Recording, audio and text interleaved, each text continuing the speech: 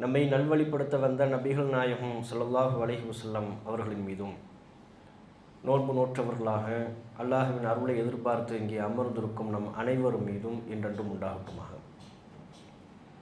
அன்புக்குரிய சகோதரர்களே, அவசரமான உலகத்திலே நாம் எல்லாம் வாழ்ந்து கொண்டிருக்கிறோம். இந்த உலகத்தில் எது ஒன்று நடைபெற்றாலும் உடனுக்குடன் நடைபெற வேண்டும், அவசரமாக அந்த செயல் நடைபெற்று முடிந்துவிட வேண்டும் என்று மனிதன் விரும்புகிறான். தான் உண்ணுகிற உணவாக இருந்தாலும் ஃபாஸ்ட் ஃபுட்டு 5 நிமிஷத்தில் எந்த உணவும் ரெடியாகும் அப்படின்னு எதிர்பார்க்குறான். தான் பயணிக்கின்ற பயணமாக இருந்தாலும் வேகத்தை எதிர்பார்க்கக்கூடிய 5 மணி நேரம் சராசரி வேகம் என்றால் 3 மணி நேரத்தில் போகிறதுக்கு வாய்ப்பு இருக்கா? எல்லாவற்றிலையுமே மனிதர்கள் வேகத்தை எதிர்பார்க்கக்கூடிய ஒரு இயல்பு நிலை இன்றைய அவசரமான உலகத்தில் இருப்பதை நம்ம பார்க்குறோம். இப்படிப்பட்ட சூழ்நிலையில் இஸ்லாமிய மார்க்கம் மனிதர்களிடம் காணப்படக்கூடிய இந்த அவசரமான குணத்தை சாடுகிறது. அல்லாஹ் ரப்புல் ஆலமீன் திருக்குர்ஆனில் சொல்கிறான், குலிகல் இன்சானு மின் அஜல், மனிதன் அவசரக்காரனாக படைக்கப்பட்டிருக்கிறான். எப்போது அல்லாஹ் ரப்புல் ஆலமீன் இந்த கருத்தை சொன்னான்? நபிகள் நாயகம் ஸல்லல்லாஹு அலைஹி வஸல்லம் அவர்கள் இஸ்லாத்தை பிரச்சாரம் செய்த பொழுது, இதனை ஏற்றுக்கொள்ளாவிட்டால் அல்லாஹ்வின் தண்டனை உங்களுக்கு வரும் என்று எச்சரிக்கை செய்த பொழுது, அல்லாஹ்வின் எச்சரிக்கையா கொண்டு வாங்கன்னு கேட்டாங்க. அல்லாஹ் ரப்புல் ஆலமீன் அப்போது சொல்கிறான், குலிகல் இன்சானு மின் அஜல், மனிதன் ஏன் இவ்வளவு அவசரப்படுகிறான்? அவசரக்காரனாக படைக்கப்பட்டிருக்கிறான். அல்லாஹ் தான் மனிதர்களுக்கு இந்த இயல்பை வைத்திருக்கிறான். இருந்த போதிலையும் அவசரம் என்கிற அந்த குணத்திலிருந்து மனிதன் மாற வேண்டும் என்று அல்லாஹ் ரப்புல் ஆலமீன் நமக்கு அறிவுறுத்துறார். அது நல்ல பண்பு இல்லை என்று அல்லாஹ் ரப்புல் ஆலமீன் சொல்கிறான். அதே போல மற்றும் ஒரு வசனத்தில் இறைவன் திருக்குர்ஆனிலே குறிப்பிடுகிறான், வயதுல் இன்சானு பிஷ்ஷர்ரி துஆஹு பில் கைர், மனிதன் அல்லாஹ்விடம் நன்மையை துவா கேட்பதைப் போல, நன்மையை வேண்டுவதைப் போல தீமையை வேண்டுகிறான். காரணம், கானல் இன்சானு அஜூலா, மனிதன் அவசரக்காரனாகவே இருக்கிறான். மனிதன் அல்லாஹ்விடம் பிரார்த்தனை செய்கின்ற பொழுது பொதுவாக நாம் அல்லாஹ்விடத்தில் துவா செய்கிறதா இருந்தால் நன்மையை தானே கேட்கணும், நல்லதை தானே கேட்கணும். ஆனால் அல்லாஹ் சொல்கிறான், மனிதன் என்னிடம் துவா கேட்கின்ற பொழுது நல்லவற்றை கேட்பதற்கு பதிலாக தீயதை கெட்டதை கேட்குறான். ஏன்? அவன்கிட்ட அவசர குணம் இருக்கிறது. நாம் எப்போ அல்லாஹ்விடத்தில் கெட்டதை கேட்டோம்? கையேந்தி அல்லாஹ்விடம் பிரார்த்தனை செய்கின்ற பொழுது எந்த மனிதனும் கெட்டதை கேட்பதில்லை. ஆனால் பல நேரங்களில் பாருங்கள், வீட்டில் ஏதோனும் ஒரு பிரச்சனை, நண்பர்கள்ட்ட ஒரு சண்டை, குழந்தைகள் சேட்டை செய்கிறார்கள், அப்போது மனிதர்கள் சாபம் விடுகிறார்கள் அல்லவா, நீ நாசமாக போ. யாருக்கு? சொந்த பிள்ளைக்கு. நீ அழிந்து போ. யாருக்கு? சொந்த கணவனுக்கு அல்லது சொந்த பெற்றோருக்கு, மனைவிக்கு, குடும்பத்தாருக்கு, நண்பர்களுக்கு. குடும்பத்தில் நண்பர்களுக்கு மத்தியில் ஏதேனும் ஒரு பிரச்சனை என்று வருகின்ற பொழுது நீ நாசமா போ, அழிந்து போ என்று சொல்கிறோம் என்றால் நாசமாக ஆக்க வேண்டியது யார்? இவர் யாரிடத்துல துவா கேட்கிறாரு? அல்லாஹ்கிட்ட. அல்லாஹ்கிட்ட யார் நாசமாகணும்னு கேட்கிறாரு? தம்முடைய பிள்ளைகள் நாசமாக வேண்டும் என்று கேட்கிறார். ஒவ்வொரு காலகட்டத்திலையும் ஒவ்வொரு தொழுகைக்கு பிறகும் எந்த பிள்ளையின் நன்மைக்காக அல்லாஹ்விடத்தில் துவா கேட்டாரோ அதே பிள்ளைகளின் கெட்டவற்றுக்காக அந்த நேரத்தில் சாபத்தை அல்லாஹ்விடத்தில் வேண்டுகிறார். காரணம் அவசரம். அப்போ அந்த நேரத்தில் மனிதன் நிதானமாக இல்லை, கோபத்தில் இருக்கிறான், அவசரக்காரனாக இருக்கிறான். அவசர புத்தியின் விளைவாகவே என்னிடம் நன்மையை வேண்டுவதற்கு பதிலாக தீமையை வேண்டுகிறான் என்று அல்லாஹ் ரப்புல் ஆலமீன் இந்த வசனத்தின் மூலமாகவும் மனிதர்கள் அவசரப்படக்கூடிய குணத்தை கண்டிக்கின்றான். எதுக்குப்பா அவசரப்படுற? ஏன் அவசரம்? ஏன் நிதானம் இல்லாமல் இருக்கிறீர்கள்? நிதானத்தை கடைபிடிக்க வேண்டியதுதானே? இன்றைக்கும் நம்ம பார்க்குறோம், எல்லாத்துலேயுமே மனிதர்கள்ட்ட அவசரம் ஒட்டி கொண்டிருக்கிறது.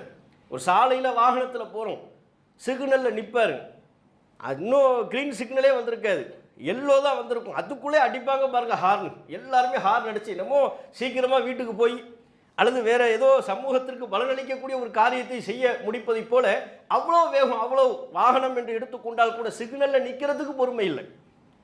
ஒரு செய்தியை முழுவதுமாக படிக்கக்கூடிய அளவிற்கு நிதானத்தை இன்றைய கால மக்கள் பெற்றிருக்கிறார்களா? வாட்ஸ்அப்பில் ஒரு செய்தி அனுப்புங்க, பத்திரிகையில் ஒரு 2 பக்க செய்தியை நிதானமாக படிக்க சொல்லுங்கள். வாட்ஸ்அப்பில் ஒரு பக்க செய்தியை நிதானமாக நிறுத்தி நிதானமாக படிப்பதற்குரிய நிதானம் கூட மனிதர்கள்ட்ட இல்லை. எல்லாவற்றிலுமே அவசரம் இருக்கிறது. அப்போ இந்த வாகனத்தில் பயணிக்கக்கூடிய அவசரம் இருக்கல, இதையெல்லாம் கூட நபிகள் நாயகம் சொன்னாங்க.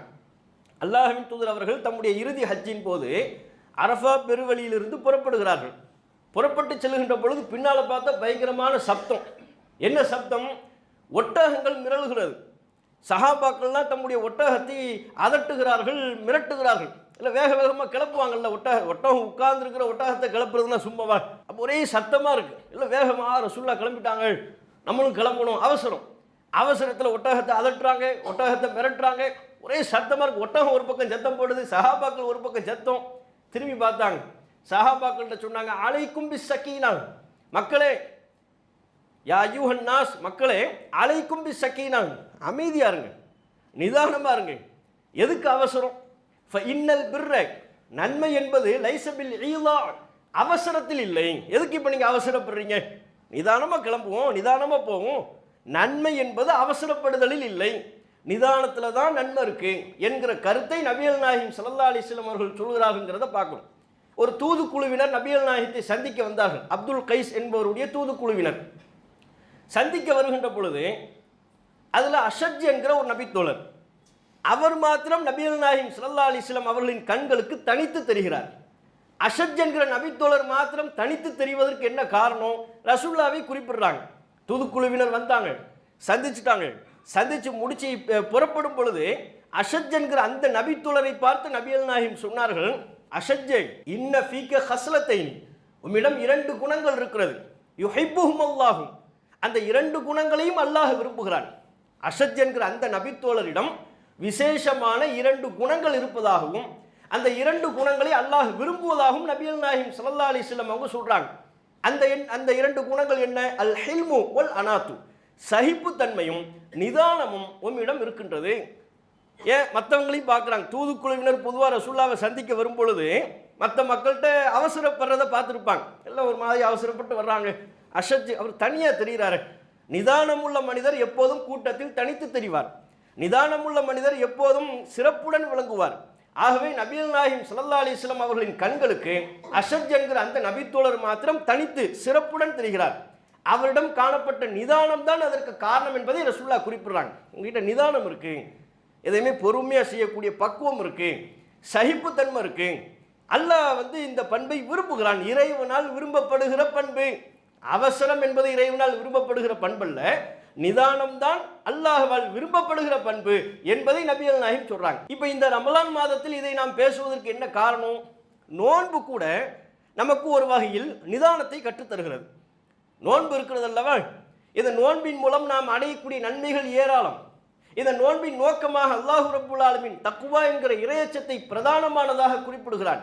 இறையச்சம் என்பது வாழ்வின் எல்லா நிலைகளிலேயும் ஊடுருவி இருக்கக்கூடிய ஒரு அம்சம். தொழுகையில் மட்டுமல்ல, தொழுகையிலும் நோன்பிலும் ஏனைய வணக்க வழிபாடுகளிலும் வியாபாரத்திலும் குடும்பத்திலும் ஆட்சியிலும் நம்முடைய அன்றாட நடைமுறை என எல்லாவற்றிலையும் வியாபித்திருக்கக்கூடிய அம்சம்தான் தக்குவா, இறையச்சம். அந்த இறையச்சத்தை பெறுவதுதான் நோன்பின் பிரதானமான நோக்கம். அத்தோடு இந்த நோன்பு நமக்கு பல்வேறு நன்மைகளை, பல்வேறு அம்சங்களுக்கு உண்டான பயிற்சியை நமக்கு பெற்று தருகிறது. அதில் ஒன்று என்ன? இந்த நோன்பின் மூலம் அல்லாஹ் ரப்புல் ஆலமீன் ஒரு முஸ்லிமை, அவசரக்காரனாக இருக்கக்கூடிய முஸ்லிமை நிதானவாதியாக மாற்றுகிறான். அவசரப்படக்கூடிய நம்முடைய குணத்தை அதிலிருந்து மாற்றி, நம்முடைய இயல்பிலிருந்து நம்மை மாற்றி நிதானத்திற்கு கொண்டு வரக்கூடிய தன்மை இந்த நோன்பில் இருக்கிறது. அதற்கு உண்டான பயிற்சியும் இந்த நோன்பில் இருக்கு. எப்படி இந்த நோன்பில் அந்த பயிற்சி இருக்கு?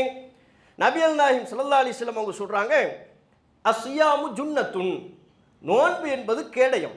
ஃபலா யர்ஃபுஸ், அவர் கெட்ட வார்த்தை, தீய வார்த்தை பேசிவிடக்கூடாது. வலா எஜிஹல், அறிவற்ற செயலில் ஈடுபட்டு விடக்கூடாது. கெட்ட வார்த்தையை பேசிவிடக்கூடாது, அறிவீனமாக அவர் நடந்து விடக்கூடாது.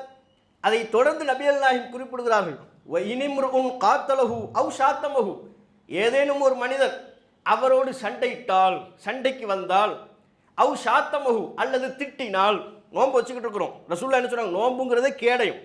கேடயம் என்றாலே என்ன செய்யும்? தடுக்கும். யுத்தத்தில் தானே போர் வீரர்களுக்கு கேடயம் பயன்படுகிறது. கேடயம் அதுக்கு தானே, தடுப்பது, நம்மளை சேஃப்டி பண்ணிக்கிறதுக்கு தானே கேடயம்.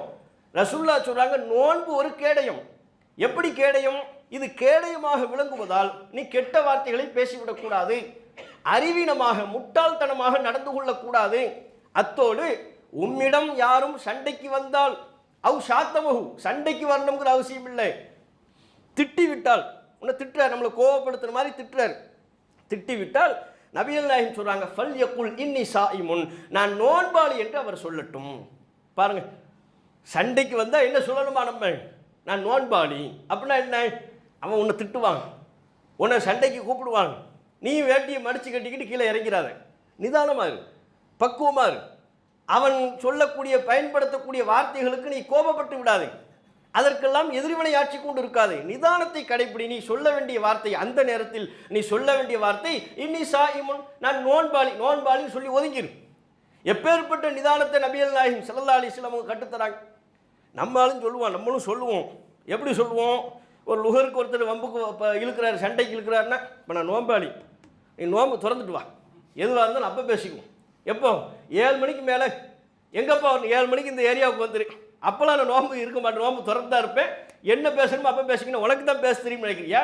இதை விட 10 மடங்கு அதிகமாக நான் பேசுவேன். இப்போ நோம்பு வச்சுக்கிட்டு இருக்கிறதுனால கண்ட்ரோலாக இருக்கிற ரசூலுல்லாஹ் சொல்லியிருக்க இன்னி சாயிமுன், நான் நோன்பாளி என்று நபிகள் நாயகம் சொல்ல சொன்னார்கள். அதனால் இப்போ நான் அமைதியாக இருக்கிறேன். நீ நோன்பு திறந்துட்டு வா, நீயும் பேசு நானும் பேசுகிறேன். அந்த நோன்பாளின்னு சொல்கிறதில்ல. அடுத்தவனை 7 மணிக்கு வம்புக்கு இழுக்கிற வகையில் 7 மணிக்கு நம்ம நோன்பு திறந்ததுக்கப்புறம் சண்டை போடுவோம், அப்படி கிடையாது. ஒட்டுமொத்தமாக நம்முடைய வாழ்க்கையில் எல்லா அம்சங்களிலையும் எல்லா சந்தர்ப்பங்களிலையும் இந்த நிதானத்தை கடைபிடிக்க வேண்டும். அவசரவாதியாக இருக்கக்கூடிய நம்மை நிதானவாதியாக மாற்றக்கூடிய ஒரு பயிற்சி இந்த நோன்புல இருக்கு. அந்த பயிற்சியை நம்ம பெறணும். அந்த பயிற்சியை பெறாமல் நோன்பு முடிந்ததற்கு பிறகு மீண்டும் அவசரம் எல்லாவற்றிலையும் அவசரம் என்று இருக்குமே, ஆனால் டெஸ்ட் சரியாக வேலை செய்யலன்னு அர்த்தம். நோன்புக்குரிய பயிற்சியை நாம் சரியாக பெறவில்லை. நபிகள் நாயகம் ஸல்லல்லாஹு அலைஹி வஸல்லம் அவர்கள் எப்பேற்பட்ட நிதானத்தை கடைபிடித்தார்கள். குடும்பத்தில், தோழர்கள்ட்ட, எதிரிகள்கிட்ட எல்லா சந்தர்ப்பத்திலையும் நபிகள் நாயகம் ஸல்லல்லாஹு அலைஹி வஸல்லம் அவர்கள் நிதானத்தால் ஜொலித்தார்கள்.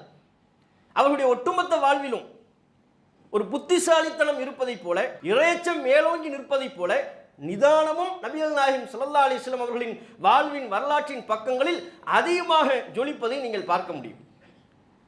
நபிகள் நாயகம் அவங்க தம்முடைய மனைவி ஆயிஷா ரலியல்லாஹு அன்ஹா அவங்க வீட்டில் இருக்கிறாங்க. ஆயிஷா ரலியல்லாஹு அன்ஹா அவங்க வீட்டில் இருக்கும் பொழுது இன்னொரு மனைவியின் வீட்டில் இருந்து உணவு வருது. இது அவங்களுக்கு பிடிக்கல. ஏன்னா பொதுவாக நபிகள் நாயகம் அவர்கள் தம்முடைய மனைவியருக்கு மத்தியில் நாட்களை பங்கிட்டு வைத்திருந்தார்கள்.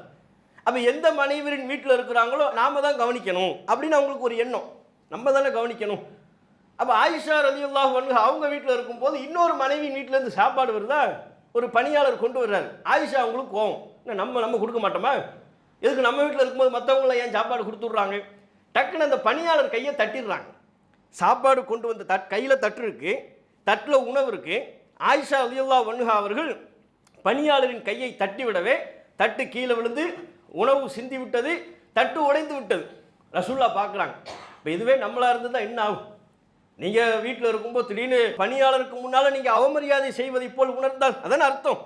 ரசூலுல்லாஹ் வீட்டில் இருக்கிறாங்க, ஒரு பணியாளர் வந்து இன்னொரு மனைவியின் வீட்டிலிருந்து சாப்பாடை கொண்டு வர்றாங்க. அல்லாஹ்வின் தூதர் முன்னிலையில் இருக்க ஆயிஷா ரலியல்லாஹு அன்ஹா அவர்கள் தட்டி விடுறாங்க. தட்டு கீழே விழுந்து உடஞ்சிருச்சு.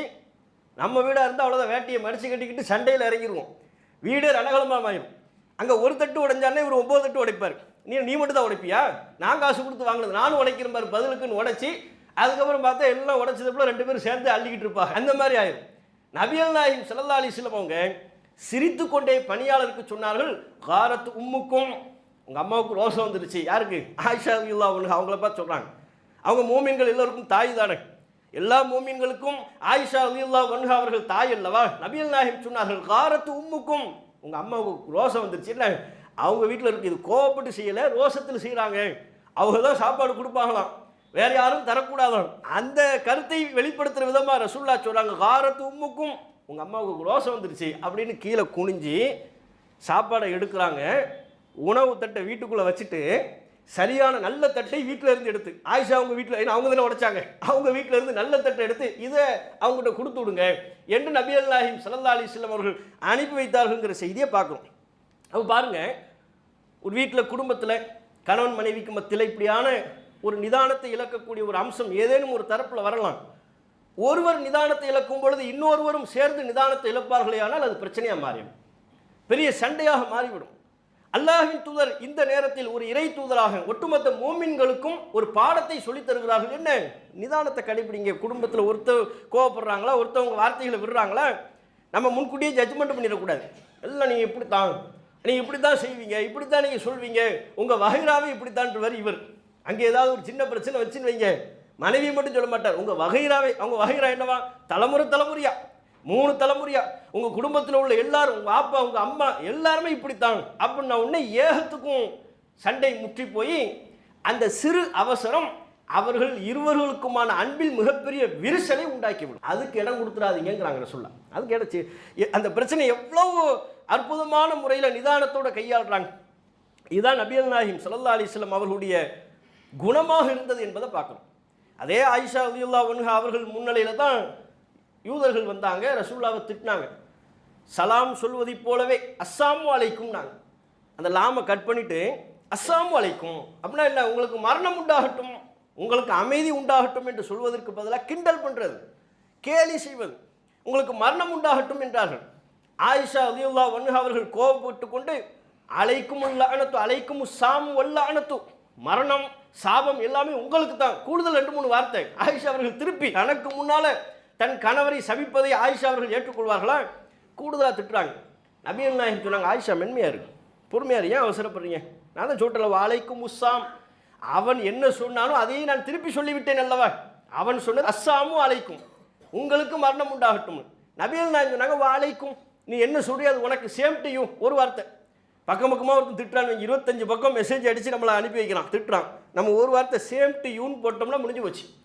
அந்த நிதானத்தை நபிகள் நாயகம் ஸல்லல்லாஹு அலைஹி வஸல்லம் அவர்கள் எதிரிகளிடம் கடைபிடித்தார்கள் என்பதை நாம் பார்க்குறோம். இதே போல் அல்லாஹ்வின் தூதர் அவர்கள் மனிதர்களை ஜட்ஜ் பண்ணுறது, முடிவு செய்வதில் கூட நிதானத்தை கடைபிடித்தார்கள். அதுலேயும் நமக்கு நிதானத்தை சொல்லித்தராங்க.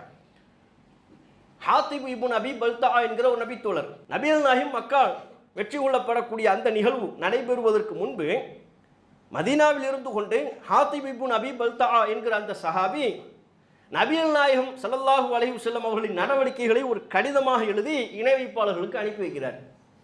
இது ரசூலுல்லாஹ்வுக்கு அல்லாஹ் வஹீயின் மூலமாக தெரிவித்து விட்டான். ரசூலுல்லாஹ் அங்கே போங்க, ரவுதத்து ஹா என்கிற அந்த இடத்திற்கு செல்லுங்கள், ஒரு பெண்மணி கடிதம் வைத்திருப்பால், அந்த கடிதத்தை வாங்கி என்னிடம் கொண்டு வாருங்கள்ன்றாங்க ரசூலுல்லாஹ். சஹாபாக்கள் போவாங்க, அல்லாஹ்வின் தூதர் சொன்னது போலவே அங்கே ஒரு பெண்மணி இருப்பால், அவரிடம் கடிதத்தை கேட்பார்கள், முதலில் முரண்டு பிடிப்பால், பிறகு தருவால், அந்த கடிதத்தை வாங்கி கொண்டு வருவார்கள். பார்த்தா கடிதத்தில் எழுதியிருக்கு, இந்த கடிதம் ஹாத்திப் இப்னு அபி பல்தா எழுதி கொள்வதாவது. யார்? ஒரு சஹாபி. யாருக்கு? ரசூலுல்லாவை பற்றி. அவர்களின் உளவு கிட்டத்தட்ட இராணுவ ரகசியத்தை லீக் பண்ணுற மாதிரி. ரசூலுல்லாஹ் ஒரு கவர்மெண்ட் தானே, இராணுவ ரகசியத்தை லீக் பண்ணுறாங்க. இதை பார்க்குறாங்க. பார்த்தவொடனே சஹாபாக்கள்லாம் கொந்தளிக்கிறாங்க. ஹாத்திப் இப்னு அபி பல்தா ஏன் இவ்வாறு செய்தார்? விடக்கூடாது அவரை. ரசூலுல்லாஹ் நிதானம் அவரை கூப்பிடுங்க, ஃபஸ்ட்டு அவரை கூப்பிடுங்கன்னாங்க.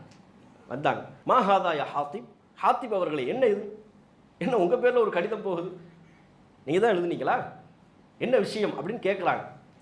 ஹாத்திப் அவர்கள் சொன்னார்கள், லாம் அல்லாஹ்வின் தூதரை, நான் தான் எழுதுனேன். அதுக்கு காரணம் சொன்னாங்க, உங்களோடு இருக்கிற ஏனைய மோமின்கள் அவர்களின் சொந்த பந்தங்கள் மக்காவில் இருக்கிறார்கள், அவர்களுக்கு உறவினர்கள் இருக்கிறார்கள், அவர்களை பாதுகாத்துக் கொள்ளக்கூடிய உறவினர்கள் இருக்கிறார்கள். எனக்கு அப்படியான உறவினர்கள் யாரும் அங்கே இல்லை. ஆனால் அல்லாஹ்வின் தூதரே, ஒன்றை மாத்திரம் நான் சொல்லிக்கொள்வேன், நான் இந்த கடிதத்தை இஸ்லாமிய மார்க்கத்தை வெறுத்து எழுதவில்லை, அங்கு நிகழக்கூடிய குஃபுர் இணை வைப்பை விரும்பி இந்த கடிதத்தை நான் எழுதவில்லை. அங்கு இருக்கக்கூடிய என் சொந்த பந்தங்களை, என் குடும்பத்தாரை காப்பாற்றிக் கொள்வதற்கு தான் இதை நான் செய்தேன். எனக்கு வேறு வழி இல்லை. இவர்களுக்கெல்லாம் அங்கே தம்முடைய உறவுகளை பாதுகாத்துக் கொள்ளக்கூடிய ஏனைய உறவுகள் இருக்கிறார்கள், சப்போர்ட்டுக்கு ஆள் இருக்கு, எனக்கு சப்போர்ட்டுக்கு ஆள் இல்லை. அப்போ என்ன வேண்டுமானாலும் நடைபெறலாம். இந்த கடிதத்தை எழுதி அவர்களோடு ஒரு இணக்கத்தை உண்டாக்கி என் சொந்த உறவுகளை பாதுகாத்துக் கொள்ள நான் விரும்பி இதை செய்தேன். உண்மை என்னவோ அது ஓப்பனாக சொல்கிறாங்க. உண்மை என்னவோ அது ஓப்பனாக சொல்கிறாங்க. நான் எழுதலை, நான் இல்லைன்னு பொய்யெல்லாம் சொல்லிக்கிட்டு இருக்கலை. ஆமாம், நான் தான் எழுதுனேன். இஸ்லாத்தை நான் விரும்புகிறேன், இஸ்லாத்தை நான் வெறுக்கவில்லை. குஃப்ரை நான் வெறுக்கிறேன், குஃப்ரை நான் விரும்பவில்லை. இதை எழுதியதனுடைய சூழ்நிலை இதுதான் அப்படின்னு சொன்ன உடனே இந்த விளக்கத்தை கேட்டதற்கு பிறகும் உமர் அவர்கள் கடுமையாக கோவப்படுறாங்க. இதெல்லாம் ஏற்றுக்க முடியாது, என்ன விளக்கம் இது? அதுக்காக நம்ம ராணுவ ரகசியத்தை லீக் பண்ணுறதா? அல்லாஹ்வின் தூதரே, அனுமதி கொடுங்க. அவ்ரிபு ஹாதல் முனாஃபிக், இந்த முனாஃபிக், இந்த நயவஞ்சகளை நான் வெட்டி விடுகிறேன், எனக்கு அனுமதி கொடுங்க என்று உமர் ரலியல்லாஹு அன்ஹு கேட்டாங்க. நபிகள் நாயகம் ஸல்லல்லாஹு அலைஹி வஸல்லம் அவர்கள் உமர் அவர்களை கண்டித்தார்கள். உமரே, என்ன அவரை போய் முனாஃபிக்ங்கிறீங்க? அவர் யார் தெரியுமா? பத்ரில் கலந்து கொண்டவர். இன்னஹு கது ஷஹீத பத்ரன், அவர் பத்ர் யுத்தத்தில் கலந்து கொண்டவர். அப்படின்னா என்ன? அல்லாஹ்வின் தூதர் அவர் சொன்ன விளக்கத்தை ஏற்றுக்கொண்டார்கள், அவரை மன்னித்து விட்டார்கள். அவரை வெட்டி விடுகிறேன் என்று சொன்ன பொழுது நபிகள் நாயகம் கண்டித்து உமர் அவர்களுக்கு கண்டித்து கருத்து சொல்கிறார்கள், அவர் பத்ரில் கலந்துக்கிட்டவருங்க, பதிலில் கலந்துக்கிறதா இருந்தால் இந்த மார்க்கத்தை எவ்வளோ விரும்பினா அவ்வளோ நெருக்கடியான நேரத்தில் நம்மளோட இருந்திருப்பார். அப்படிப்பட்ட ஒருவரை நீ வெட்ட போறேன்னு சொல்றீங்களா? அப்படிலாம் சொல்லக்கூடாது என்று நபிகள் நாயகம் ஸல்லல்லாஹு அலைஹி வஸல்லம் அவர்கள் கண்டித்தார்கள் என்பதை பார்க்கணும். இதில் அல்லாஹ்வின் தூதர் அவர்கள் மனிதர்களின் தவறுகளை ஜட்ஜ்மெண்ட் பண்ணுறதுல கூட நிதானத்தை கடைபிடிக்கிறாங்க பாருங்க. வெளிப்படையில் என்ன தெரியுதோ டக்கு டக்குன்னு அவன் கெட்டவன், இவன் மோசமானவன், இவன் மகா மோசமானவன். நண்பர்களுக்கு மத்தியில் ஒரு வார்த்தையை தான் பேச ஆரம்பிப்பார். இவர் கிளைமாக்ஸ் இவரே சொல்லிடுவார். நீ இதைத்தானே சொல்ல வர்ற, அப்படி என்னை வந்து கிறுக்கங்கிற, என்ன லூசுங்கிற. இதே தான் குடும்பத்திலையும் நடக்கும். கணவர் ஒரு வார்த்தையை சொல்ல ஆரம்பிப்பார், உடனே மனைவி என்ன, அப்போ நீங்கள் இதைத்தான் சொல்ல வரீங்களா? எதை சொல்ல வரோம்னே தெரியாது. சொல்ல வருவதற்கு முன்பே மனைவியினுடைய பேச்சுக்கு கணவர் கிளைமாக்ஸ் எழுதிடுவார், கணவனின் பேச்சுக்கு மனைவி கிளைமாக்ஸ் எழுதிடுவாங்க. இந்த பேச்சில் வந்து அவசரம் இல்லாமல் இருக்கிறது, நபர்களை முடிவு செய்வதில் நிதானத்தை கடைபிடிக்காமல் இருப்பது, எல்லா வகை அவசரத்தையும் நபிகள் நாயகம் ஸல்லல்லாஹு அலைஹி வஸல்லம் அவர்கள் கண்டிக்கிறார்கள் என்பதை பார்க்கணும். அப்போ இந்த நோன்பின் மூலமாக நம்ம நிதானத்தை பயிற்சி கொள்ளணும். பகல்ல இருந்து மாலை வரை நிதானமாக இருக்கிறோம்ல. சாப்பாடு கண்ணுக்கு முன்னால் இருக்குது, வயிற்றில் பசி இருக்குது, தாகம் இருக்குது, தண்ணீர் இருக்குது, குளிர்பானம் இருக்கிறது, வீட்டில் ஃப்ரிட்ஜ் இருக்குது, எண்ணெய் இல்லை, எல்லாமே இருக்குது, வயிற்றில் தேவை இருக்கிறது, தேவையை பூர்த்தி செய்கிற உணவு அருகே இருக்கிறது.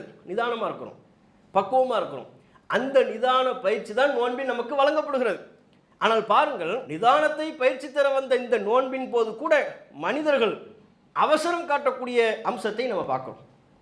இரவு தொழுகையெல்லாம் பள்ளிவாசலில் தொழுவாங்க, எவ்வளவு அவசரம், வேகமாக அலிப்லாமிம் அலிகல் கிதாபுல்லா ரைப ஃபீ. எப்போ பல எக்ஸ்பிரஸ் ட்ரெயின்லாம் தோற்று போயிடும். இவர்கள் ஓதக்கூடிய ஓதுதலுக்கு முன்பாக இவ்வளவு அவசரமாக ஓதணும்னு எங்கே இருக்குது மார்க்கத்தில்? ஏன் இவ்வளவு அவசரம்? தொழுகையில் இரவு தொழுகையை ஓதும் போதும் அப்படித்தான். சில பேர் தொழுகையை நிறைவேற்றுவாங்க, தொழுகை நிறைவேற்றுவதிலே அவசரமாக அல்லாஹ் அக்பர், என்ன ஓதிப்பான்னு தெரியும், அல்லாஹ் அக்பர். ரசூல்லா அதையெல்லாம் கண்டிச்சாங்கல்ல. ரசூல்லாவுக்கு முன்னால் ஒருத்தர் தொழுதுகிட்டு இருந்தார், தொழுது முடிச்சுட்டு அவர் போகிறார். ரசூல்லா சொல்கிறாங்க, இங்கே வா, இர்ஜி, மீண்டும் திரும்பி தொழு, ஃபஇன்னக லம் துஸல்லி, நீங்கள் தொழவில்லை அப்படிங்கிறாங்க. என்னது தொழலையா? அவருக்கு அதிர்ச்சியாக இருக்குது. சரி, ரசூல்லா சொல்கிறாங்க என்ன செய்ய, மீண்டும் தொழுகிறார். மீண்டும் கிளப்பி செல்கின்ற பொழுது நபிகள் நாயகம் அதே போலவே, நீங்கள் இன்னும் தொழவே இல்லை, ஒழுங்காக தொழுங்கன்ட்டாங்க. மீண்டும் தொழவில்லையா? மறுபடியும் தொழுகிறார். 3 முறை இப்படி நடக்கிறது. 3வது முறையும் நபிகள் நாயகம் நீ தொழவே இல்லை அப்படின்ன உடனே அந்த சஹாபி சரண்டர் ஆகிறார். அல்லாஹ்வின் தூதரே, அல்லாஹ்வின் மீது ஆணையாக இதற்கு மேலே எனக்கு எப்படி தொழ வேண்டும் என்று தெரியாது, நீங்கள் தான் எனக்கு சொல்லித்தர வேண்டும் என்றார்கள். நபிகள் நாயகம் சொன்னார்கள், ருக்கு செய்கிறதா தான் நிதானமாக பண்ணுப்பா, வேக வேகமாக ருக்குலேருந்து எழுந்திருக்கிறீங்க, சஜிதாவில் நிதானமாக இருங்க, ஏன் சஜிதாவிலேருந்து வேக வேகமாக எழுந்திருக்கிறீங்க என்று நபிகள் நாயகம் ஸல்லல்லாஹு அலைஹி வஸல்லம் அவர்கள் தொழுகையின் போது நிதானம் வேண்டும் என்று சொன்னார்கள். இன்றைக்கி நம்ம அதெல்லாம் மாற்றமாக நடக்குது பார்க்குறோமா இல்லையா? ரமலானில் இரவு தொழுகையின் போது அவசரம் காட்டுகிறார்கள், குர்ஆன் ஓதுவதில் அவசரம் காட்டுகிறார்கள். அதுவும் குறிப்பாக இந்த இஃப்தாரில் நம்ம மக்கள் காட்டுற அவசரம் இருக்கு. இஃப்தார் அது வரையும் அமைதியாக இருப்பார், பாய் எது வரையும் காமாக இருப்பார், அமைதியாக இருப்பார். ஃபஜ்ர்லேருந்து அசர் வரையிலும் ரொம்ப காமாக இருப்பார். அவரை மாதிரி ஒரு அமைதி, ஒரு சாதுவான பிராணியை உலகத்திலே பார்க்க முடியாது, அந்த அளவுக்கு சாதுவாக இருப்பார் அசர் வரையிலையும். அசருக்கு அப்புறம் லேசாக உக்கிரம் ஆவார், கொஞ்சம் கொஞ்சமாக உள்ளுக்குள்ளேருந்து உக்கிரம் கிளம்பும். 6 மணி ஆயிடுச்சுன்னா முடிஞ்சு போச்சு. 6 மணி ஆயிடுச்சுன்னு வைங்க, கையெல்லாம் அது இங்கே இது எங்கே, அந்த நேரத்தில் எங்கே 6:17க்கு நோன்பு திறக்கிற நேரமாக இருக்கும். இவர் 6:16க்கு கடையிலேருந்து அதை வாங்கணுமா இதை வாங்கணுமா கேட்பார். எதுக்கு இவ்வளோ அவசரம்? இஃப்தாரில் இவ்வளோ அவசரம் காட்டுறதுக்கு எதுக்கு? என்னென்ன இருக்கோ எல்லாத்தையும் முன்கூட்டியே வச்சு உட்காந்துட வேண்டியது தானே. எல்லாத்தையும் முன்கூட்டியே ரெடி பண்ணி விட்டு குர்ஆன் ஓதுங்க, முன்கூட்டியே ரெடி பண்ணி விட்டு துவா செய்கிறதா இருந்தால் துவா செய்யுங்க. வேறு வேறு இபாதத்துகளில் வேறு வேறு அலுவல்களில் கவனம் செலுத்துங்க.